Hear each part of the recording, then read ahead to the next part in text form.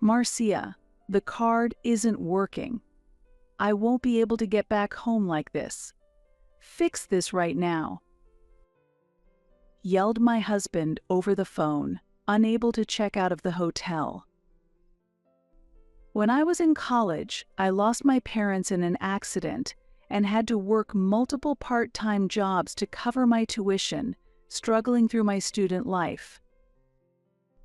To turn things around, I took a friend's advice and started a business. Despite facing many hardships, I focused entirely on work. As a result, the company steadily grew, and I now participate in management as vice president.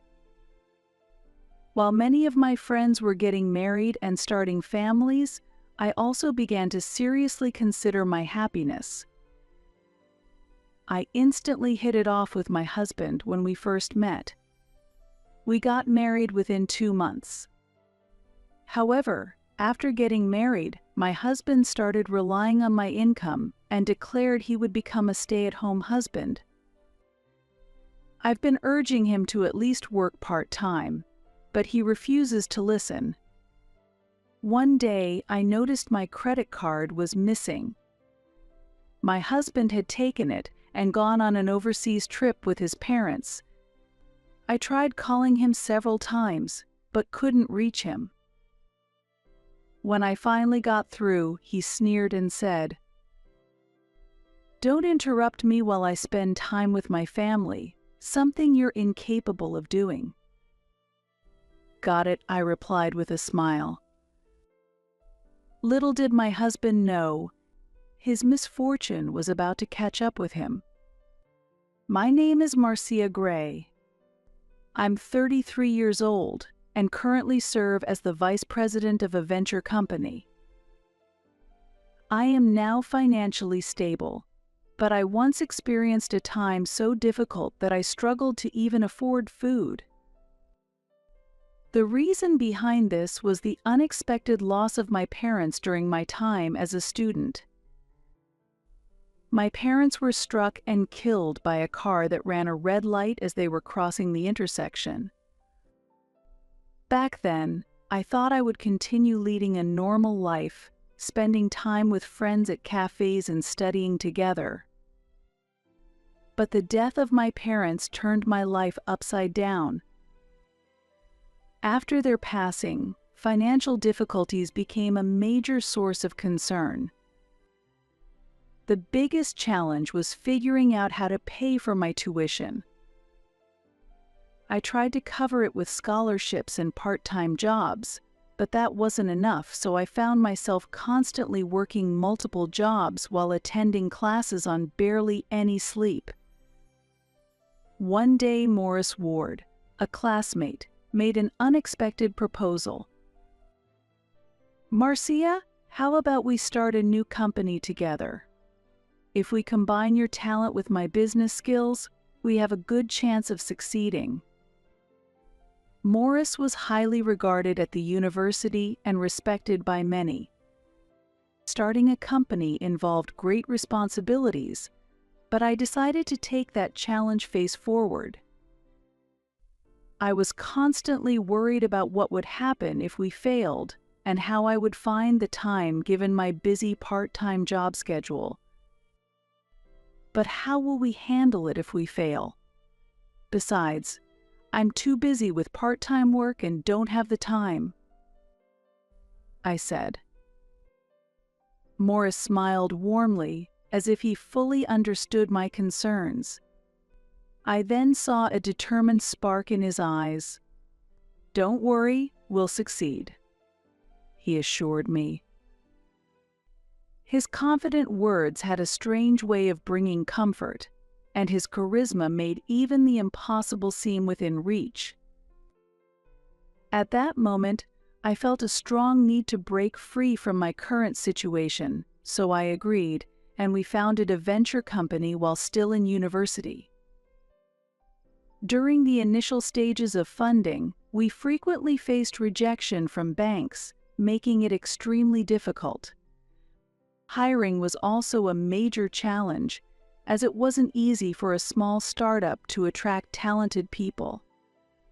Even after placing job ads, few applicants came forward, and finding the right candidates was very tough. However, thanks to Morris's calm decision-making and precise advice, we gradually strengthened our team. As a result, the company steadily began to grow. Morris and I developed a deep trust in each other, overcoming many challenges together, and solidified our bond as key business partners. As time passed and I reached the age of 33, I suddenly realized that I had devoted almost all my time to work. I didn't regret the effort I put into paying for my education and supporting myself alone. I take pride in the company I built from the ground up. The business is thriving, and as a venture, it has achieved notable success. Over 10 years have passed, and both the number of employees and revenue have significantly increased. However, as close friends around me began getting married and starting families, I realized that my life revolved entirely around work. In a moment of self-reflection, I started questioning my current lifestyle. One day, after a lunch meeting, I was talking with Morris and suddenly voiced those feelings. "Morris, lately I've been seeing friends my age getting married, and it made me think." Morris was a bit surprised by the unexpected topic. "What's this all of a sudden?" he asked. "I've been focused solely on work since graduating from university, but I'm starting to wonder if that's really okay." "Are you saying you want to get married?" Morris asked in return. After hearing my thoughts, Morris pondered for a moment before responding. "If you're not satisfied with how things are now, seeking change is one option." "I see. Life isn't just about work. That applies to marriage too. But if you want to enrich your life moving forward, I recommend taking that first step." Hearing those words gave me a chance to reflect on my life and reconsider my direction. I had never really thought deeply about anything outside of work before. Encouraged by Morris, I decided to start looking for a partner. A friend introduced me to a safe matchmaking app, and I started using it right away. I scheduled dates after work, spending time at restaurants, bars, and movie theaters. After several dates, on the fourth one, I met Ryan Torres. I was swamped with work and not good at household chores, but Ryan was efficient and excelled at cooking and cleaning. He understood my busy schedule and never got upset, even if I had to cancel a date. Our relationship progressed smoothly, with both of us thinking about marriage from the beginning. Just 2 months after we started dating, we decided to get married. However, right after the wedding, Ryan suddenly announced that he was quitting his job and becoming a stay-at-home husband. I was surprised by this unexpected turn of events and couldn't hide my shock. "What just happened?" I asked, bewildered. Ryan replied calmly. "From now on, I'll handle the household chores so you can focus on your work." "But why would you make such a decision without even discussing it with me?" As I struggled to process this, Ryan nonchalantly explained. "You're earning an income, so there's no issue. If I take care of everything at home, it'll make things easier for you." I was stunned by his response. Was he planning to completely rely on my income? "Even though I'm earning, we're not that well off. You should at least find some kind of job," even if it's just part-time. But no matter how much I pleaded, he refused to listen. No, I'm done working for a company. If you're making money, that's enough. I was simply dumbfounded by his selfishness, but as a newlywed, I couldn't bring myself to argue back at that moment. To make matters worse, he also started asking me to send money to his parents. Family is about helping each other. I'm a stay-at-home husband now, so Marcia, I'm counting on you. But if he was earning an income, I wouldn't mind supporting his parents, but forcing it onto me didn't feel right. Another reason I hesitated was because his parents frequently made snide remarks, falsely believing that I was forcing Ryan into doing the housework. Recently, while having a meal with his parents, they started their usual criticisms. His mother put down her chopsticks and said, "Marcia, you're making Ryan do all the housework. Poor him. Do you really think this is right? He mentioned she's not good at housework, but as his wife, shouldn't you work on improving that?" His father added, criticizing me. I didn't know how Ryan had explained things to them, but it was clear they saw me as the villain. That's not true. Ryan was the one who wanted to be a stay-at-home husband. I protested, but Ryan quietly whispered, "Calm down, just support me here and apologize. I'll clear up the misunderstanding later." Even though he whispered those words, I was frustrated that he didn't stand up for me at that moment. I kept asking him if he had cleared up the misunderstanding afterward, but he always brushed it off, saying, "I haven't had the chance to talk to them." I felt rejected by my in-laws and unsupported by my husband, leading me to despair over this marriage and start considering divorce. However, when I went to the hospital because of persistent stomach pain, I unexpectedly found out that I was pregnant. I felt a mix of surprise and joy and rushed home to share the news with my husband. "Ryan, I'm pregnant," I told him. "Really? That's great. I'm looking forward to it," he replied, surprisingly calm, which left me a bit confused. After that, there was no shared happiness between us. He just sank into the couch and watched TV as if my words meant nothing.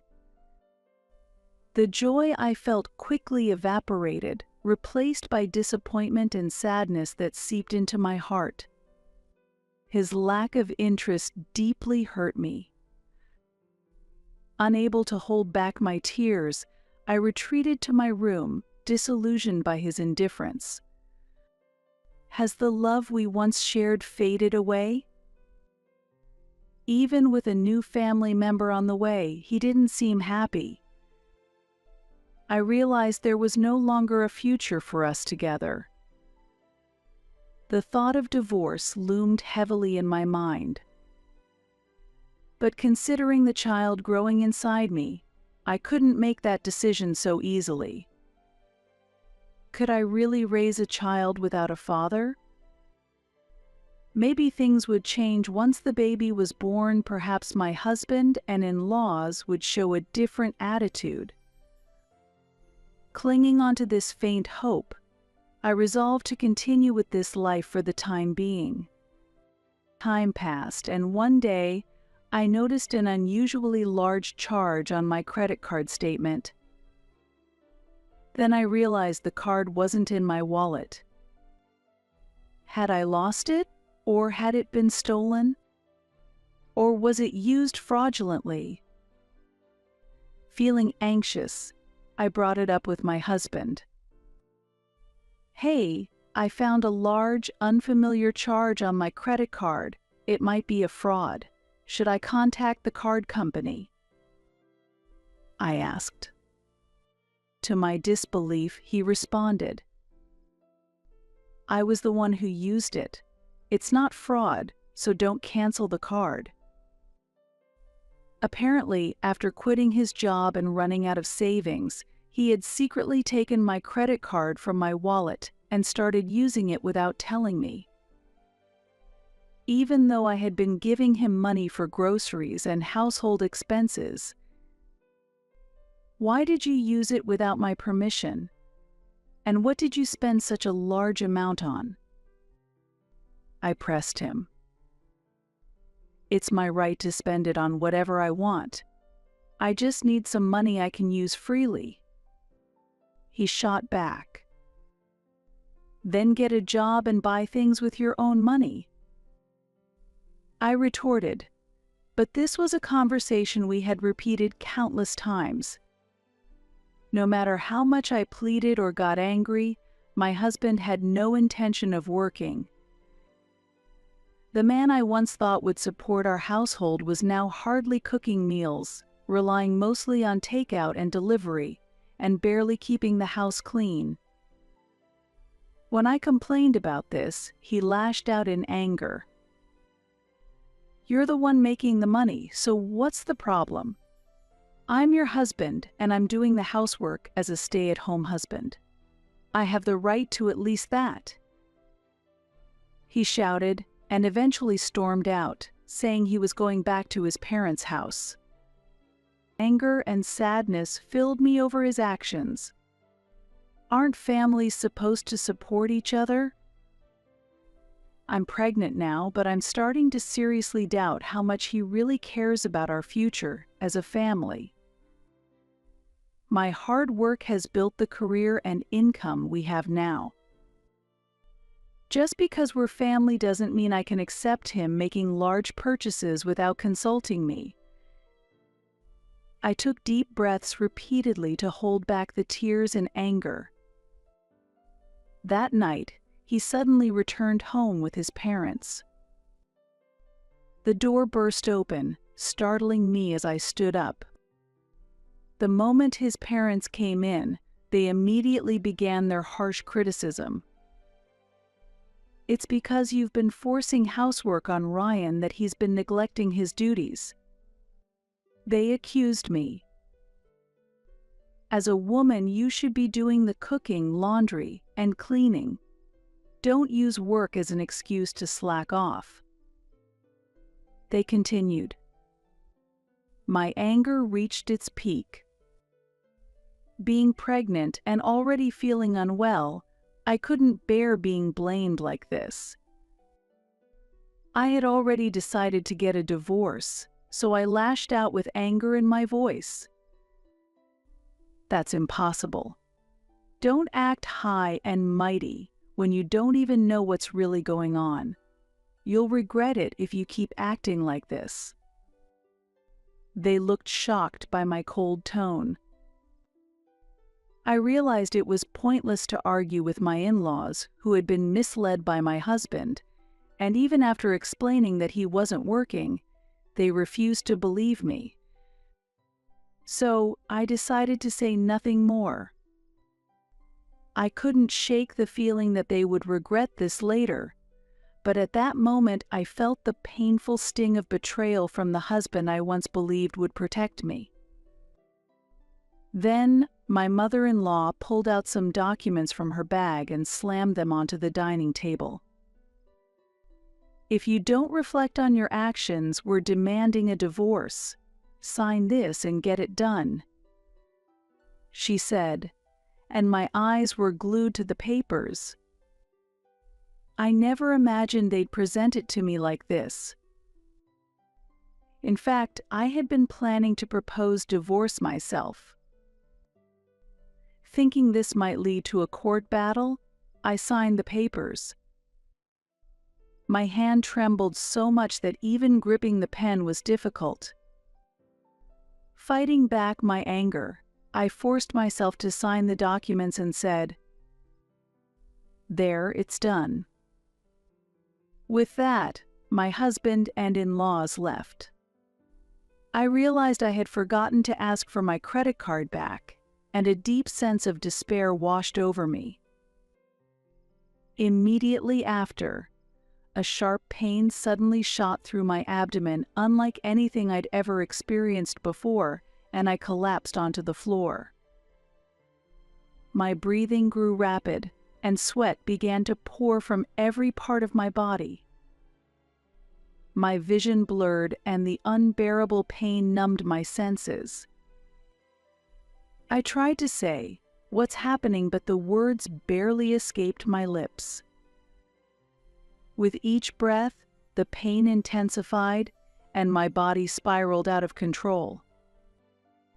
I struggled to drag myself across the floor, desperately reaching for my phone. My fingers trembled as I clawed at the floor, inching forward with every ounce of strength I had left. The searing pain threatened to steal my consciousness. I finally connected the call and, in a trembling voice, managed to explain the situation. "Help. I'm in severe pain.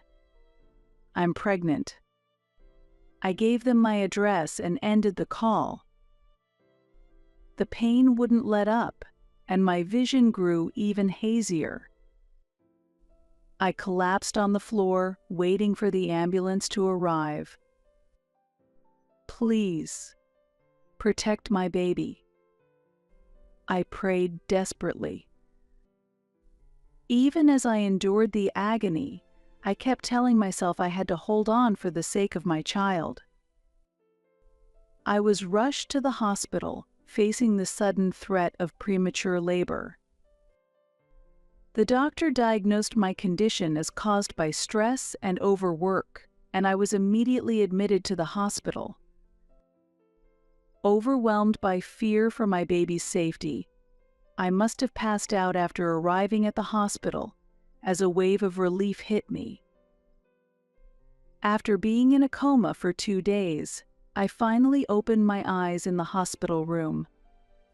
The pain had subsided, and my body felt somewhat more relaxed. I suddenly became aware and checked my belly. I could still feel the presence of new life there. I took a deep breath, feeling comforted by the quiet surroundings and the soft light coming through the window. Gradually, my memories came back.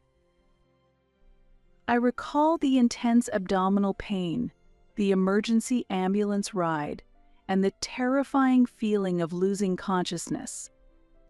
Grateful that I was safe and still here, my thoughts turned to my husband. I need to contact him. I grabbed my phone and dialed his number, but he didn't answer. I remembered giving the paramedics his contact information when I was transported, but I hadn't received any word from him. I tried calling several times, but still no response. Anxiety began to weigh heavily on me. On the 5th attempt, he finally answered, but his voice sounded strange, and the connection was poor. "What do you want at this hour?" he asked. I was rushed to the hospital due to signs of premature labor. "It happened after you and your parents left." I asked him to bring some necessities, but his response shocked me.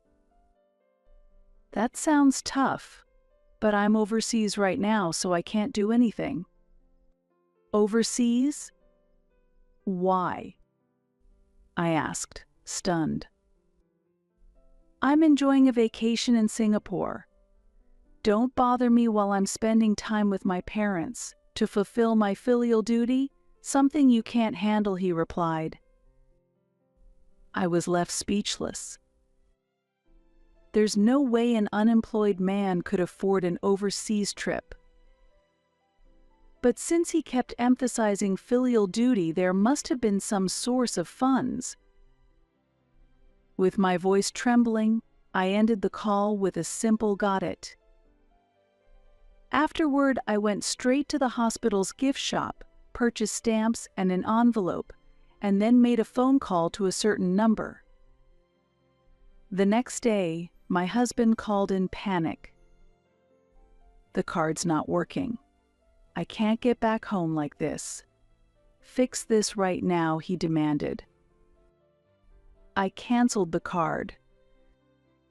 I calmly replied, though inside I was seething with anger. "What? I can't pay for anything.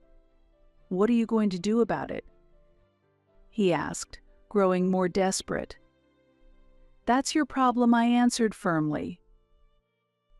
"This isn't just my problem. I'm still your husband."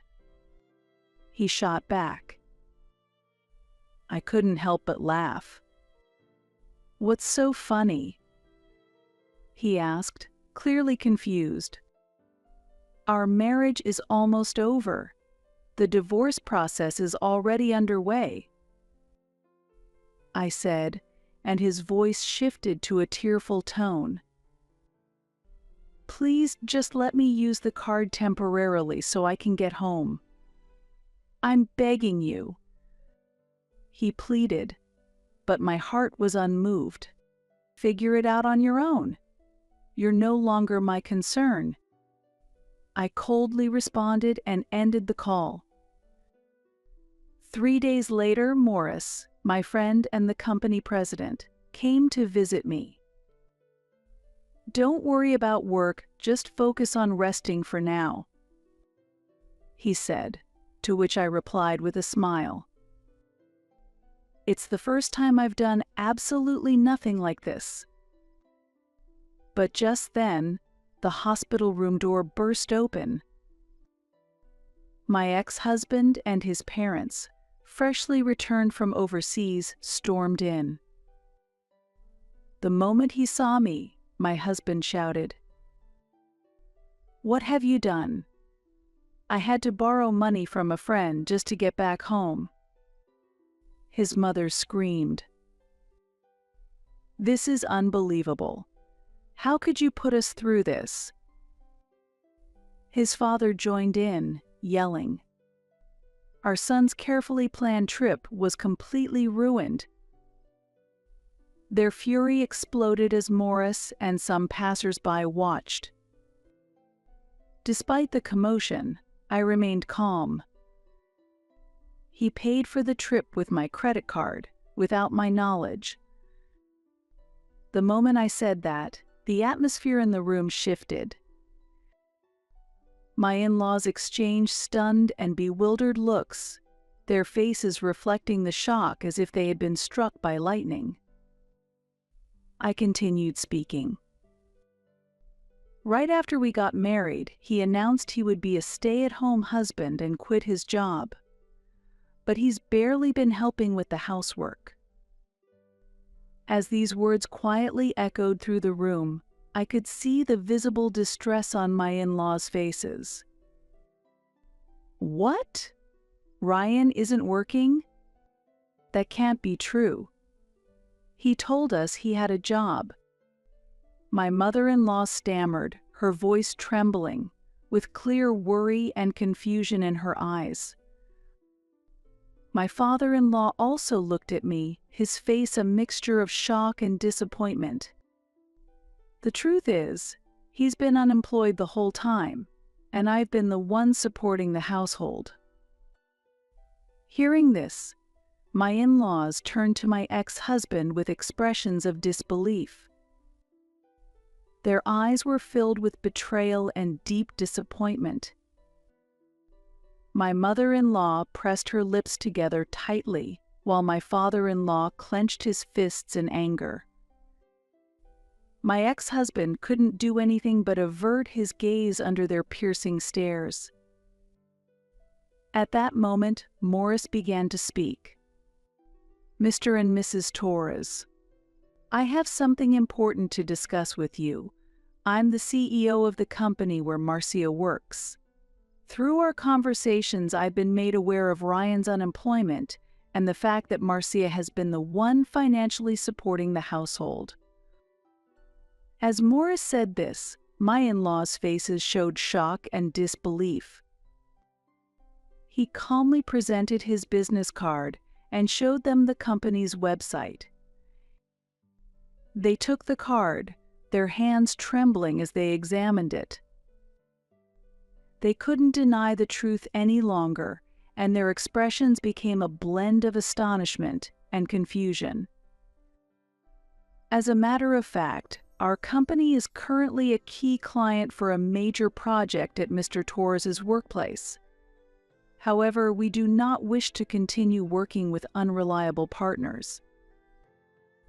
This can't be happening. What's going to happen to the project? Ryan, how are you going to explain this? My father-in-law stammered, his voice shaky, barely able to get the words out. He looked as though he'd been utterly crushed. My mother-in-law, too, buried her head in her hands with an expression of disbelief. How did it come to this? They were both pale, their despair evident. Wait. Marcia, please help me. I want to make things right. Ryan pleaded. My ex-husband grabbed my hand tightly, desperately pleading with me. His eyes were filled with despair and fear, and his hand trembled. Given how he had ignored me in the past and done as he pleased, I wasn't surprised to see him begging like this. It's too late. I can't forgive your past actions, and this is the end, I said firmly, pushing his hand away with determination. Please help me. He begged, dropping to his knees on the floor. At that moment, Morris presented some important documents. Can you still say the same thing after seeing this? The documents revealed an investigation Morris had quietly conducted into my ex-husband's actions.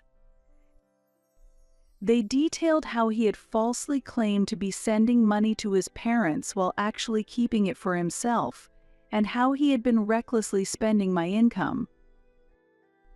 I can't tolerate anyone hurting a valuable business partner, Morris said, revealing his intentions with a hint of shyness. But his eyes showed a strong resolve. I've already been in touch with our lawyer. You should prepare to compensate.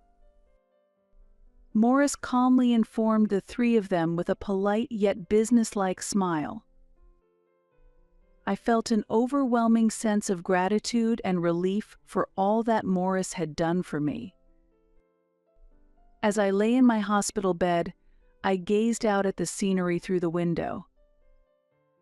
Since that day, the stress had lifted, and I recovered from the threat of premature labor, eventually giving birth to a healthy baby. My heart is filled with a mix of emotions: joy at the birth of new life and the exhaustion from childbirth. Morris and my colleagues even visited to celebrate, and I've been enjoying fulfilling days. After being discharged, I moved into a new apartment that Morris had arranged. Thanks to his thoughtful care, we chose a new address where my ex-husband and in-laws would never find us. This has ensured our privacy and safety, free from any unnecessary interference from them. The new place was in a quiet area, slightly removed from the hustle and bustle of the city, surrounded by lush greenery and peaceful silence. It's an ideal environment, free from the noise of the city, where one can spend peaceful moments and enjoy the tranquility of nature. Whether for a walk or a deep breath, this place offers a sense of calm and comfort created by nature. Here, my newborn baby and I are beginning a new chapter in our lives. With this fresh start, there is as much anticipation as there is anxiety, but the presence of supportive people around me has greatly eased that anxiety. A few weeks have passed since I gave birth, and I'm currently on maternity leave, spending some slow and peaceful time with my baby. During this precious time, Morris visits us regularly, bringing essentials and other necessary items while always offering words of encouragement. One day, he arrived again with new supplies in hand. Seeing us, he asked with concern, "Marcia, how are you feeling?" "The baby looks healthy, and that's what matters most." "Thank you, Morris. We've been able to get through this because of your unwavering support," I replied, expressing my gratitude. After inviting him inside, I gently laid the baby down in the crib and prepared a warm cup of coffee for him. Looking slightly tense, Morris brought up an important topic. "I need to talk to you about your ex-husband and his parents," he said. "Is something wrong?" I asked. Morris then revealed that he had been keeping an eye on their situation to ensure our safety. They sold their house to pay the compensation and are now living in an old, run-down apartment. Your former father-in-law lost his job, and all three of them are working around the clock," he reported. He placed some documents on the living room table. "It turns out my ex-husband has been struggling with daily labor at an unfamiliar construction site. His laziness from his days of helping with housework persists, leading to frequent scolding during work. As a result, he's finding it very difficult to adapt to his current job. Meanwhile, my former mother-in-law works 2 jobs during the day as a cashier at a supermarket, and at night on a sandwich production line, tirelessly working without rest. She's suffering from back pain, but doesn't have the time or money to seek treatment due to her busy schedule. As for my former father-in-law, he's been searching for a new job, but his age and lack of relevant experience have been major obstacles. Unable to find his desired position, he's been forced to work as a cashier at a supermarket during the day and as a janitor at night." Listening to all this, a swirl of complicated emotions filled my heart. But more than anything, I felt that their current struggles were the consequences of their own choices. I briefly felt a pang of sympathy, but it quickly faded. Staying calm, I said, "Well, that's the result of them betraying us." Morris nodded in agreement and said, "You're right. Now you're finally free. Let's focus on your happiness and the baby's well-being from here on." I wholeheartedly agreed with Morris's words and felt, more than ever, that my life from now on would be dedicated to my child and me. The difficulties and pain of the past are now behind me, and I'm ready to embark on a new beginning. Afterward, through my lawyer, I demanded that my ex-husband and in-laws pay the alimony and return the savings that were used without permission. Though they claimed they were unable to pay, I had no doubts anymore. For the sake of my and my child's future, I stood tall and faced them head-on.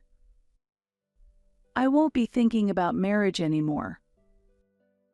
From now on, I'll live a happy life with my child," I declared with a smile. Morris responded, "That's the right decision. You're incredibly strong, and you deserve all the happiness that's coming your way," offering me words of encouragement. Our future is now focused on finding happiness together with my child.